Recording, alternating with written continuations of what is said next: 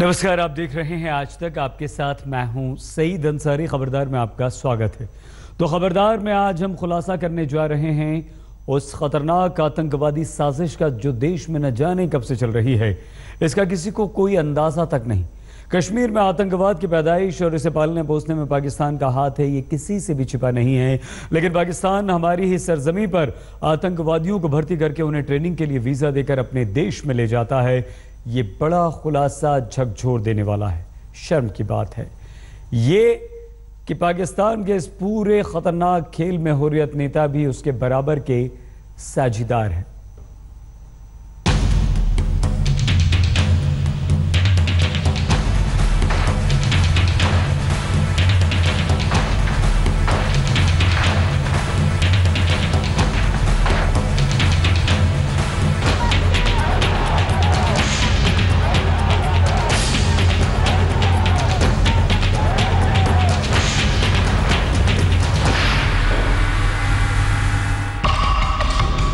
बुरहान वानी, सब्जार भट्ट, जुनैद मट्टू। घाटी में आतंक के झंडा बरदार एक के बाद एक खाक में मिलते गए तो अब दहशतगर्दी के नए वारिसों को वीजा पर आतंकी ट्रेनिंग देगा पाकिस्तान।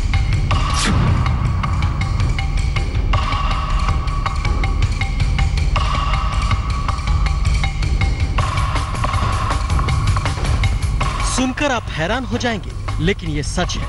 पाकिस्तान ने अब दिल्ली में अपने दूतावास के जरिए बाकायदा वीजा देकर कश्मीरी युवाओं को आतंकी ट्रेनिंग देने के लिए वीजा देना शुरू कर दिया है। हालांकि पाकिस्तान जैसे देश के साथ कुछ भी नामुमकिन नहीं है, लेकिन इस ताजा खुलासे से सरकार और सुरक्षा एजेंसियां भौचक्का हैं। अभी तक ये होता था कि कश्मीरी युवाओं को बरगलाकर चुपचाप अवैध तरीके से सीमा पार ले जाकर आतंकी कैंपों में ट्रेनिंग दिलवाई जाती थी। लेकिन पाकिस्तान के वीजा वाले आतंकी प्लान के खुलासे से पूरा खुफिया तंत्र सन्नाटे में है। आज तक का बड़ा खुलासा, कश्मीरी युवाओं को कैसे आतंकवाद में धकेला जा रहा है, उनके परिवार वालों को अंधकार में रखकर उन्हें पाकिस्तान भेजने की साजिश का भांडाफोड़ हुआ है और कैसे हो रहा था आज तक आपको बताएगा। ये चौंकाने वाला खुलासा तब हुआ जब कश्मीर के बारामूला में हिजबुल मुजाहिदीन के आतंकियों की भर्ती का एक नेटवर्क सुरक्षा एजेंसियों की पकड़ में आया। जम्मू कश्मीर पुलिस की गिरफ्त में खड़े ये तीनों शख्स उसी आतंकी भर्ती रैकेट के गुर्गे हैं जो पाकिस्तान के शह पर कश्मीर घाटी में चल रहा था। इनके नाम हैं अंसारुल्लाह तंतारे, अब्दुल राशिद भट्ट, मेहराजुद्दीन कार। भर्ती रैकेट का मास्टरमाइंड हंदवाड़ा का रहने वाला परवेज वानी है। भर्ती करने वाले आतंकियों से हथियार 10 लाख रुपए कैश बरामद हुए। 10 युवाओं को पाकिस्तान भेजने की तैयारी में थे हिजबुल आतंकी। पकड़ा गया एक आतंकी अब्दुल रशीद ने पीओके में ली आतंकी ट्रेनिंग। रशीद को पाकिस्तानी उच्चायोग से मिला था वीजा। वीजा के लिए हुर्रियत नेताओं ने की थी पाक उच्चायोग से सिफारिश। This module, the recruitment module that we have busted today, there are 3 people in it. One of them had recently visited to Pakistan in the month of May. He had obtained a valid visa from Pakistan High Commissioner through the medium of some separatist organization on their recommendations. They had obtained a letter for recommendation to get that visa. Then this boy, he went to Pakistan occupied Kashmir and got trained in Hizbul Mujahideen terrorist camp, namely Khalid bin Walid camp. Jammu Kashmir police ने 10 युवाओं को आतंकी training के लिए पाकिस्तान जाने से तो रोक लिया, लेकिन जब इन्होंने पाकिस्तान भेजे जाने के रूट का पता लगाना शुरू किया तो पुलिस का माथा ठनका। पता चला कि जिस तरह अब्दुल राशिद बाकायदा वीजा लेकर पाकिस्तान पहुंचा था, वही तरीका इन 10 कश्मीरी युवाओं के लिए भी अपनाया जाना था। हिजबुल मुजाहिदीन के आतंकी अब्दुल रशीद भट्ट का बड़ा खुलासा कि किस तरह से अलगावती नेता दे रही हैं सिफारिश की चिट्ठियां, जिससे मिलता है पाकिस्तानी वीजा। पाकिस्तान जाते ही ये पीओके चले जाते हैं, जहां पे उन्हें मिलती है आतंकी ट्रेनिंग। वापस आके ऐसे ही कई रिक्रूट्स को ढूंढा जाता है और उन्हें भी भेजा जाता है पीओके, और इस तरह से आतंकवाद को बढ़ावा दिया जा रहा है कश्मीर घाटी में। यानी 2 बातें तो बिल्कुल साफ हैं। पहली ये कि पाकिस्तान अब दिल्ली में अपने उच्चायोग के जरिए बड़ी बेशर्मी से कश्मीर में आतंकियों की भर्ती और ट्रेनिंग में मदद करने पर उतर आया है। दूसरा ये कि पाकिस्तान की इस बेशर्म साजिश में हुर्रियत नेता भी बड़ी शिद्दत से अपना रोल अदा कर रहे हैं। आतंकियों की भर्ती, ट्रेनिंग और सिफारिश का ये पूरा मकड़जाल आपको सिलसिलेवार समझाएंगे। बने रहिए हमारे साथ। दिल्ली से कमलजीत के साथ आज तक ब्यूरो।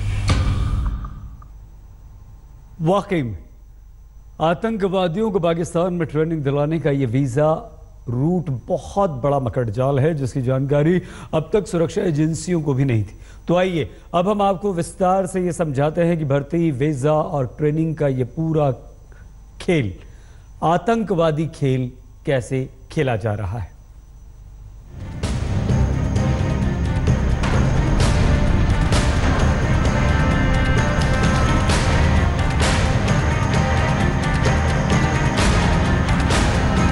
पाकिस्तान के भाड़े के टट्टू कश्मीरियों को बरगलाकर उनके हाथों में बंदूक थमाते हैं, जो अपने ही देश की छाती छलनी करती है।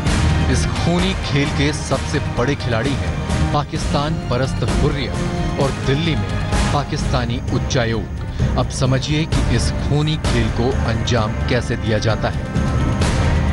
बारामूला में जो नेटवर्क पकड़ा गया वो घाटी के अलग अलग हिस्सों से गरीब और भोले भाले कश्मीरियों को पाकिस्तान से चल रहे आतंकी ग्रुप हिजबुल मुजाहिदीन में भर्ती करता है।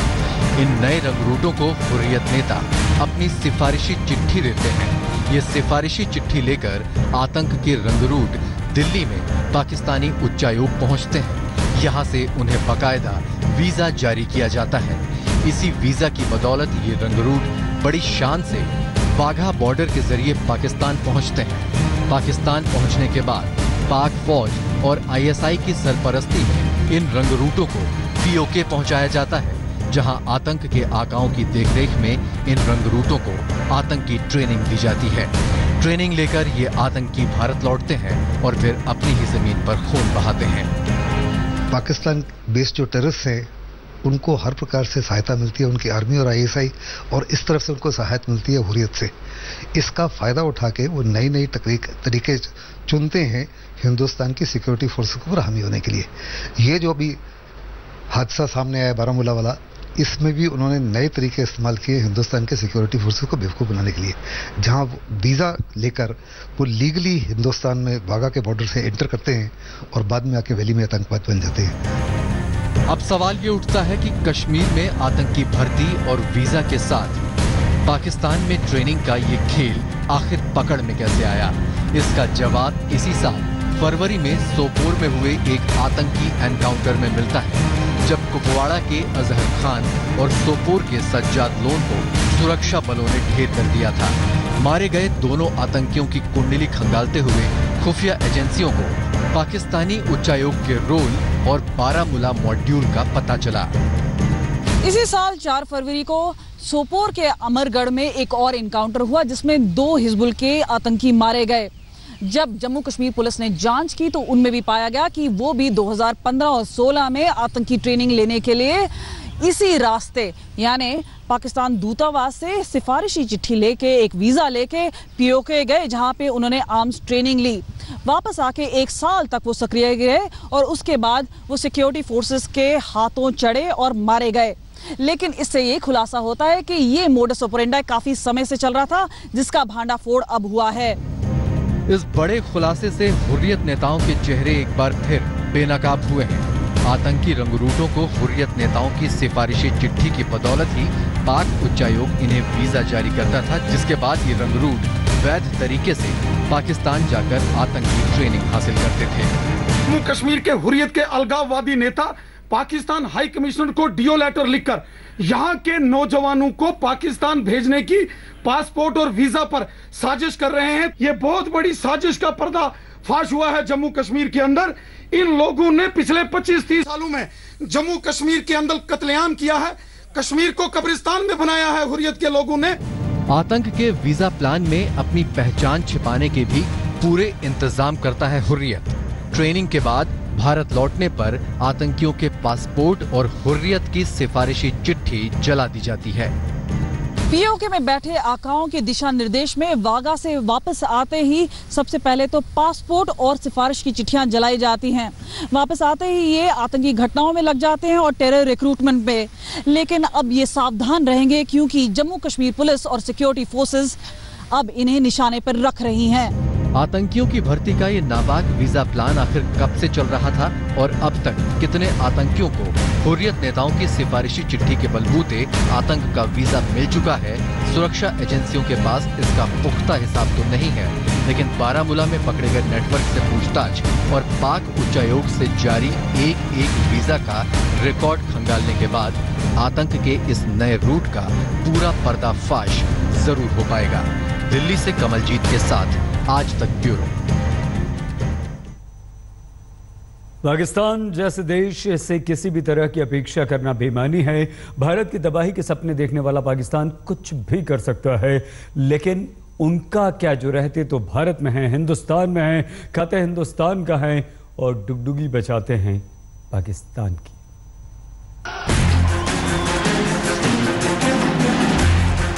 कश्मीर में पथराव करने के लिए पाकिस्तान से पैसा लेते हैं हुर्रियत नेता। कश्मीर में अशांति पैदा करने के लिए पाकिस्तान से हुर्रियत को मिलता है फंड। आज तक ने हुर्रियत नेताओं का ये सच पहली बार कैमरे में कैद किया था।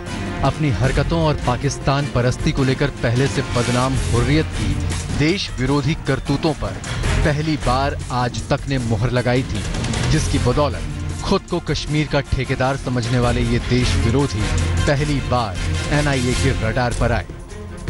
स्कूल जलाना भी हुर्रियत के मूवमेंट का हिस्सा है। हालात को खराब करने के लिए आपको पैस चाहिए, चाहे वो रेलवे स्टेशन जले, पुलिस स्टेशन जले, चाहे स्कूल जले, पंचायत जले, अलग बचाए। और अब हुर्रियत के एक और बेशर्म चेहरे का खुलासा। आतंकी रंगरूटों को पाकिस्तान में ट्रेनिंग दिलाने के लिए पाक उच्चायोग को सिफारिशी चिट्ठी। सवाल उठ रहे हैं कि देश की तबाही का हर साजो सामान जुटाने वाली हुर्रियत को बैन क्यों नहीं किया जाता? इनकी सुरक्षा क्यों नहीं छीनी जाती? इन्हें अपने ही पैदा किए आतंक से खुद क्यों नहीं निपटने दिया जाता? स्टेट गवर्नमेंट है वो अभी भी कतरा रही है उनके खिलाफ एक्शन लेने के, जबकि हर प्रकार का पुख्ता सबूत मिल चुका है कि वो पाकिस्तान के एजेंट्स हैं। वो हिंदुस्तान की कॉन्स्टिट्यूशन को नहीं मानते, हिंदुस्तान के लोगों को नहीं रिप्रेजेंट करते, क्योंकि कॉन्स्टिट्यूशन को ही नहीं एक्सेप्ट करते, किसी प्रकार की कोई इलेक्शन नहीं, पाकिस्तान से उनको फंडिंग आती है हर बारी हर समय। वो हवाला का, मनी लॉन्ड्रिंग का हर तरीके से कश्मीर को, देश को नुकसान पहुंचाने की कोशिश कर रहे हैं। उसके बावजूद भी ये दुर्भाग्य की बात है कि वोट बैंक पॉलिटिक्स की वजह से अभी भी उनको दबोचा नहीं जा रहा। सवाल ये भी है कि किस से निपटें। एक तरफ ये हुर्रियत है तो दूसरी ओर जामा मस्जिद के शाही इमाम, जो नवाज शरीफ से ये दरख्वास्त करते हैं कि कश्मीर में शांति के लिए हुर्रियत से बात करें। यानी दो आग लगाने वालों से ये कहा जा रहा है कि वो आग बुझाने के रास्ते निकालें, और ये अपील करने वाला है एक और आग लगाने वाला। अगर कश्मीर के मसले का हल चाहते हैं तो जरूरी है कि बातचीत का माहौल पैदा करें। जब तक आप कश्मीर के मसले के हल के लिए बैठेंगे नहीं तो कश्मीर के मसले का हल नहीं निकलेगा। अगर हुकूमत हिंद इजाज़त देती है तो मैं पाकिस्तान जाकर नवाज शरीफ साहब से बात करने के लिए तैयार हूँ कि इन हालात की वजह से हिंदुस्तान के जो करोड़ों मुसलमान हैं उसके ऊपर असर पड़ रहा है। तो हम कश्मीर में तो मुस्तहकम हो, वहाँ पड़ोसी मुल्क भी मुस्तहकम हो। हम ये नहीं चाहते कि पड़ोसी मुल्क तबाह बर्बाद हो। जाहिर है देश के सामने चुनौतियां बड़ी हैं, खासकर कश्मीर के मामले में, जहां आतंक तो सिर्फ एक मोहरा है, असल खिलाड़ी हुर्रियत पाकिस्तान और अब देश में ठाठ से चल रहा पाकिस्तानी उच्चायोग भी है। आज तक ब्यूरो। को आप क्या कहेंगे जो हमारे देश में रहकर हमारे देश का बुरा चाहते हैं और पाकिस्तान के गुणगान करते हैं? ऐसे लोगों पर सख्त कार्रवाई की जरूरत। कुछ ऐसी तस्वीरें हैं जिन्हें देखने की अब आपको हमें हमारे देश को आदत सी हो गई है। तो खबरदार में अब हम शहादत की ऐसी ही तस्वीरें आपको दिखाएंगे जिन्हें आप और हम लगातार देखते आ रहे हैं। वही आंसू, वैसा ही दुख, वैसी ही तकलीफ, बस चेहरे और जगह बदले हुए। इन तस्वीरों को देखकर आज आप एक बार फिर से आक्रोश से उबलने लगेंगे, लेकिन ये तस्वीरें देखना जरूरी भी है ताकि आप और हम हमेशा ये याद रखें कि हमारे देश का सामना किस तरह कितने खतरनाक दुश्मनों से है।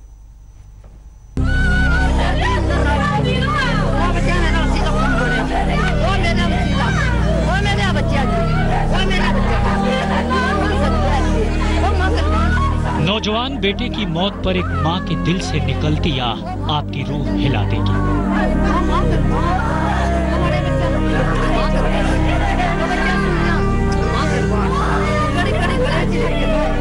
ये सोचकर आपका कलेजा कांप जाएगा कि एक मां की नजरों के सामने जवान बेटे के दम तोड़ने का दुख क्या होता है।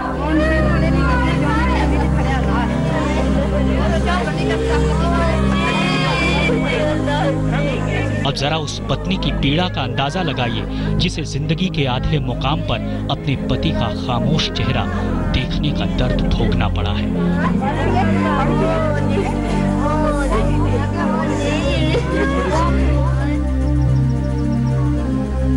उस पिता के आक्रोश का भी एहसास कीजिए जिसके जीते जी जवान बेटे के सीने को गोलियों से छलनी कर दिया गया।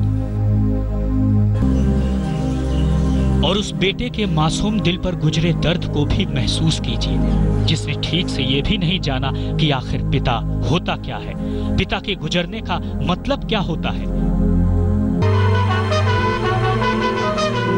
शहीदों की कतार आज और लंबी हो गई। पाकिस्तान की साजिश ने हमारे एक और जवान की शहादत ले ली। ये लांस नायक मोहम्मद नसीर का जनाजा है। राजौरी सेक्टर में पाकिस्तानी गोलीबारी में जान गंवाने वाले एक और जांबाज।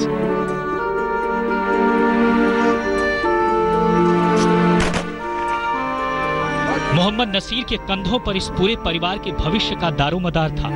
बुजुर्ग अब्बा अम्मी, नसीर के भरोसे भविष्य के सपने देखती बीवी, 3 छोटे छोटे प्यारे प्यारे बच्चे। लेकिन आज इस परिवार की खुशियों में आग लग गई। मोहम्मद नसीर के पार्थिव शरीर को पूरे सम्मान के साथ उनके गांव लाया गया, जहां इस्लामी रीति रिवाजों के साथ उन्हें सुपुर्द खाक कर दिया गया। इनके रूह को बख्श देते हैं। अल्लाह सारे साथ खुद का भाइयों तो या अल्लाह अपने नबी के वसीले से। बेशक पाकिस्तान ने हमारे एक जांबाज की जान ले ली, लेकिन वो भूल गया कि मोहम्मद नसीर जैसे दिलेर मरा नहीं करते, वो मरकर भी जिंदा रहते। हिंदुस्तानियत में, मजहबी भाईचारे में, देशभक्ति के जज्बे में आंख खोलकर पाकिस्तान देख ले। मोहम्मद नसीर को आखिरी सलाम कहने हर मजहब के लोग आए। पूरे पुंछ ने उनकी शहादत पर फख्र महसूस किया।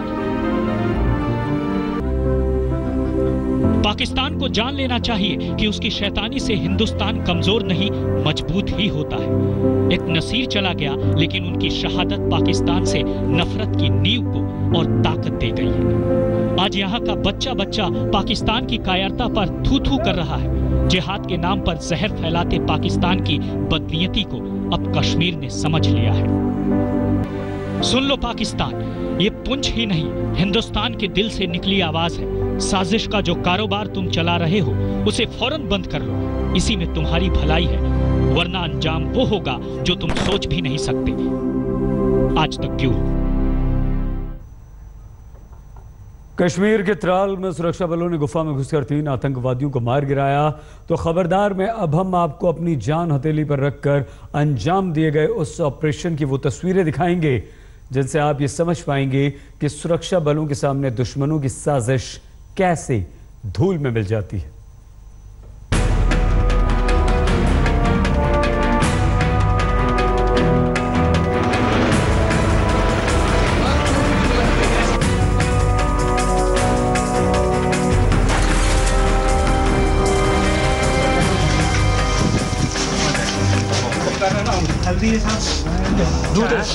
दूध 3 पैकेट नए भरे। हाँ सर नए भरे। सेम नहीं है सब, 20 बड़ी। प्याज साहब भाई मैं कुछ मोबाइल नमक है साहब। ये गुफा में घुसकर आतंकियों की धज्जियां उड़ाने वाला वो ऑपरेशन है जिससे आज पाकिस्तान जरूर दहल जाएगा। त्राल की इसी गुफा में जैश ए मोहम्मद के 3 आतंकियों ने डेरा जमा रखा था। साजिश चल रही थी खतरनाक हमले की, लेकिन देश के दुश्मनों के परखच्चे उड़ गए।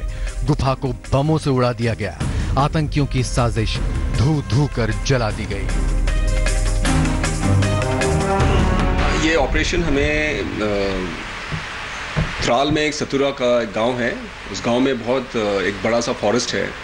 हमें खबर मिली कि इस फॉरेस्ट के अंदर एक हाइड है जिसमें कि जैश के 3 आतंकवादी छुपे हुए हैं जी। तो हमने ये रातों रात ऑपरेशन को लॉन्च किया और ये हाइट जो था तकरीबन गांव के बिल्कुल ऊपर 1.5 घंटे हमें क्लाइंब करना पड़ा। तो उस इलाके में इन्होंने अपना हाइट बना के रखा हुआ था। ये त्राल का इलाका है, वही इलाका जहां बुरहान वानी पैदा हुआ। घने जंगलों के बीच गांव के इस ऊपरी टीले में बनी इस गुफा में 3 आतंकी घुसे थे। एक भाड़े का पाकिस्तानी आतंकी था, 2 बुरहान ब्रिगेड वाले लोकल आतंकी। तीनों किस तैयारी के साथ आए थे ये आप इन तस्वीरों से जान लीजिए। उनके पास पूरी रसद थी, आलू, प्याज, सब्जियां। छिम्मी छिम्मी वो क्या होती है? सब्जी सब्जी का बंगाली में बोलेगा छिम्मी है। सब्जी छिम्मी 20 बड़ी। वहाँ पर वो क्या है? वो थोड़ा आलू साहब, ये लंबा सा क्या है? ये स्पाइस। हाँ प्याज साहब, आलू। वो क्या डब्बा? अरे उधर कोने में, वो कोने में उसके पीछे के डब्बा है ये प्लास्टिक वाला। वो क्या है?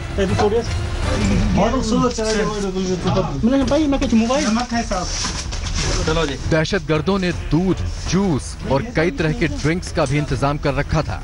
जब सेना और सीआरपीएफ के जवान इस गुफा में घुसे तो आतंकियों की तैयारियां देखकर दंग रह गए।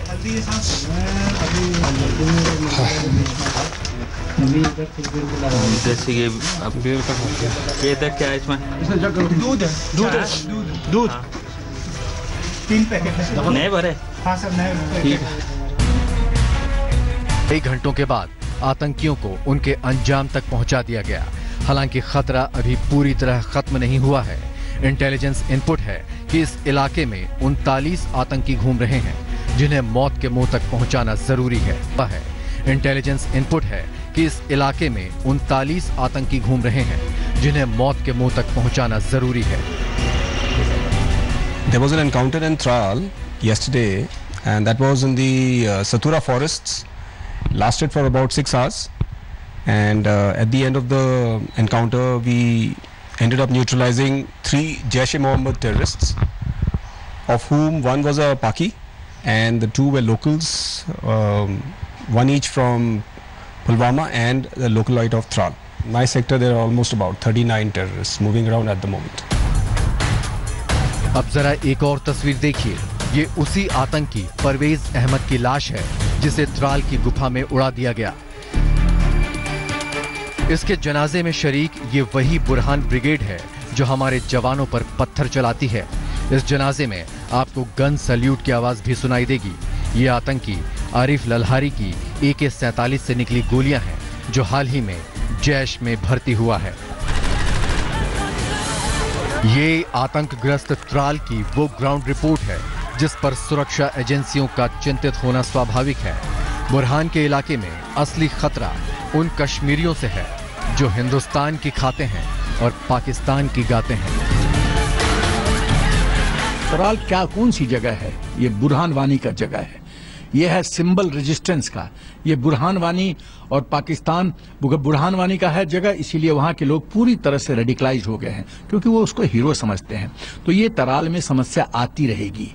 तो पूरा देश आक्रोश में है और जानना चाहता है कि हम लोग को करना क्या चाहिए। समस्या से सभी वाकिफ हैं, लेकिन सोल्यूशन क्या है, उपाय क्या है? ये मेरा व्यक्तिगत विचार है कि उपाय इस तरह से करने चाहिए कि इंडियन आर्मी को त्राल को पूरी तरह से कॉर्डन कर दीजिए और जितने ट्रक्स मेन मटेरियल अंदर आते हैं बाहर जाते हैं उन पे मॉनिटर कीजिए।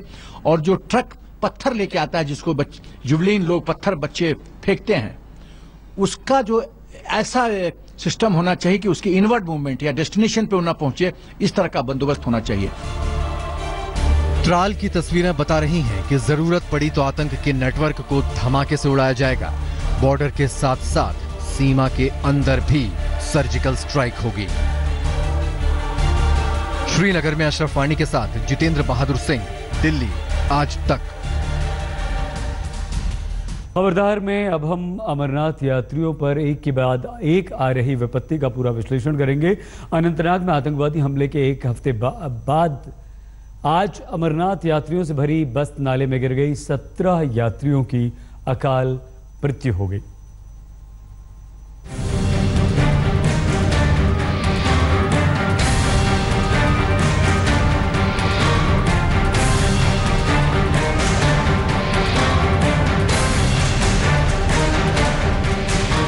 अमरनाथ यात्रियों पर संकट का सिलसिला जारी है।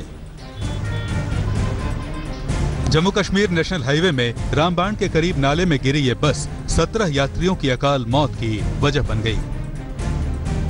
ये एक ट्रैफिक एक्सीडेंट है और सुबह जो गाड़ी यहाँ से गई थी SRTC की गाड़ी थी और इसमें 46 जो थे वो श्रद्धालु थे और एक ड्राइवर था। ये बनिहाल से 2 किलोमीटर पहले जो है वहां पे अपेरेंटली अभी तक जो लगता है कि टायर बस्ट हुआ है, जो कि जो इंजर्ड हैं जो 2 सेफली बच गए, जो उन्होंने बताया कि एक टायर बस्ट हुआ और गाड़ी जो है वो रोल डाउन हो गई है गौर्च में। और इमीडिएटली क्योंकि वहां पे सिक्योरिटी फोर्सेस थी, पुलिस और आर्मी और बाकी सिक्योरिटी फोर्सेस, इमीडिएटली उन्होंने रेस्क्यू ऑपरेशन किया। इन तस्वीरों से आप हादसे की भयानकता का अंदाजा लगा सकते हैं। बड़ी मुश्किल से एक एक मुसाफिर को नाले से बाहर लाया गया। मौके पर जान बचाने की कोशिश की गई। जिनके लिए जरूरत महसूस हुई उन्हें एयरलिफ्ट कर अस्पताल पहुंचाया गया। जम्मू श्रीनगर नेशनल हाईवे पर रामबन के पास जो एक्सीडेंट हुआ है, जिसमें अमरनाथ यात्री के मारे जाने की खबर है और 19 जो है जख्मी हुए हैं। आप देख रहे हैं कि उनको एयरलिफ्ट किया गया है, यहाँ पर जम्मू में लाया गया है। ये जम्मू मेडिकल कॉलेज का दृश्य है, किस तरह से जो है जख्मी अमरनाथ यात्री। और यहाँ पर जो है आज सुबह ये बस जो है अमरनाथ यात्रियों की बस है, करीबन यहाँ से 40 और 42 लोग निकले थे। और आप देख रहे हैं कि जख्मियों को जो क्रिटिकल लोग हैं, अधिकतर जो खबर है कि राजस्थान और बिहार के लोग हैं, उनको क्रिटिकली इंजर्ड कंडीशन वहां पर डिक्लेयर किया है हॉस्पिटल में। मौके पर जम्मू कश्मीर के गवर्नर और अमरनाथ श्राइन बोर्ड के अध्यक्ष NN वोहरा भी पहुंचे, जहां उनका सामना संसाधनों की कमी से जूझते लोगों के आक्रोश से हुआ। जो नंबर में आपने सामान दिया है, जब भी यहाँ पर एक्सीडेंट होता है हमारे पास न तो यहाँ पर जो भी ट्रीटमेंट लगते हैं हम खुद कोई चीज नहीं देते। सबसे बड़ी बात